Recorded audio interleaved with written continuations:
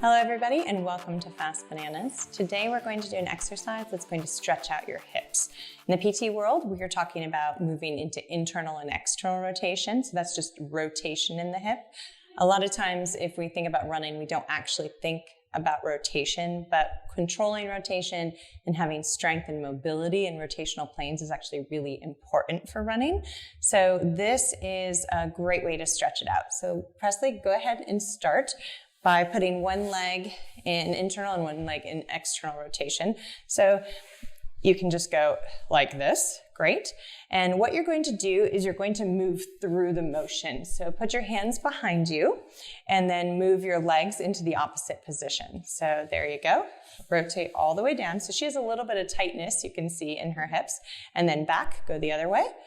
And you don't have to lift your hips up all the way, but you might need to. There you go, if you're a little bit tight. So go ahead, back and forth. So you want to move through this. I would say back and forth, moving through that internal and external rotation about 10 or 15 times. If it's hard for you, only go through the range that you can go through. Once you find a spot here and you've gone through it 10 or 15 times, then you can lean over that knee just a little bit to get some more stretch.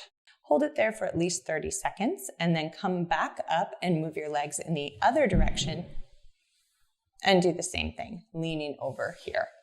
Good, and holding that for about 30 seconds. This should feel really good in your hips. If you're really tight, only go through the range that's comfortable for you.